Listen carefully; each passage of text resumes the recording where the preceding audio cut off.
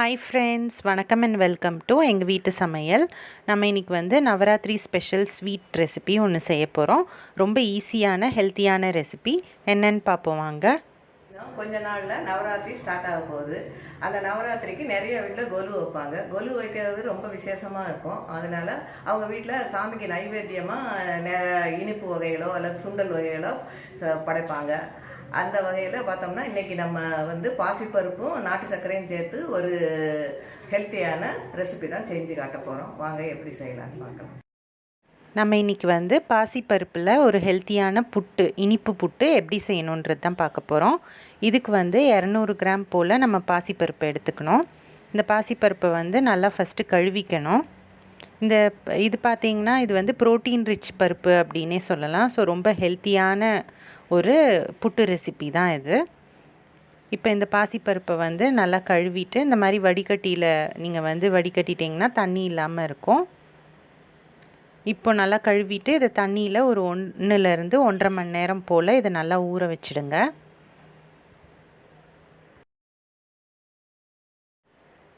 இப்போது இது ஊறின பிறகு தண்ணி இல்லாமல் இதை திரும்ப வடித்து எடுத்துருங்க.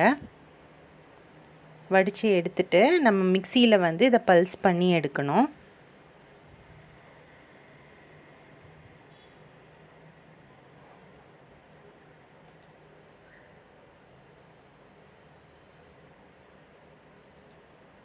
ஒரு 2லேருந்து 3 தடவை பல்ஸ் பண்ணி எடுத்திங்கன்னா இந்த மாதிரி இருக்கும்.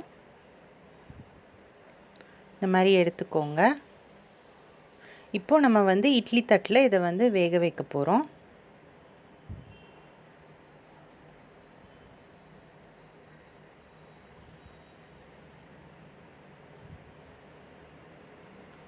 இந்த மாதிரி பிடிச்சி வச்சுக்கோங்க இட்லி தட்டில்.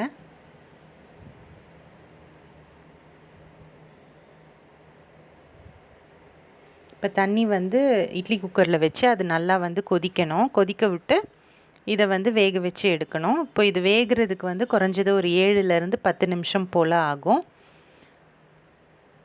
இப்போ நம்ம அதை வேக வச்சிடலாம்.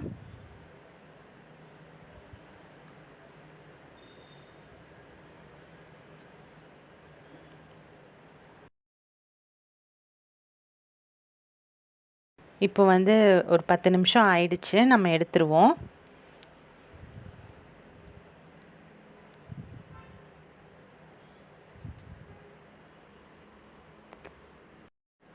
எடுத்துட்டு கொஞ்சம் சூடு ஆறணுன்னு அதை வந்து ஒரு பிளேட்டுக்கு ட்ரான்ஸ்ஃபர் பண்ணிடுங்க.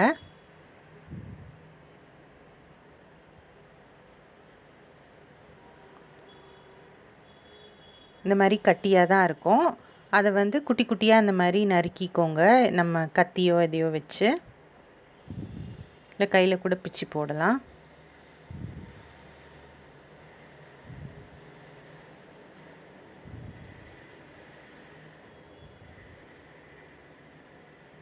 இப்போது இது வந்து நல்லா ஆறி இருக்கணும். இப்போ திரும்பவும் இதை மிக்சியில் போட்டு ஒரு சுற்றி எடுத்துருங்க.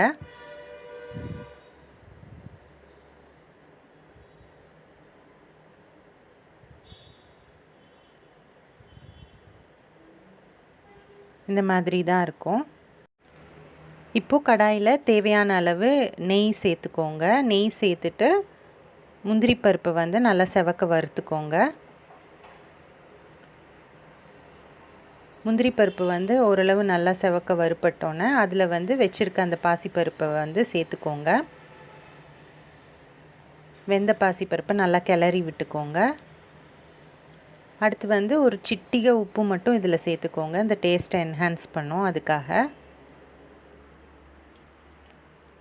நெக்ஸ்ட் வந்து ஏலக்காய் தூளும் சேர்த்துக்கோங்க. இதை நல்லா கிளறி விட்டுக்கோங்க.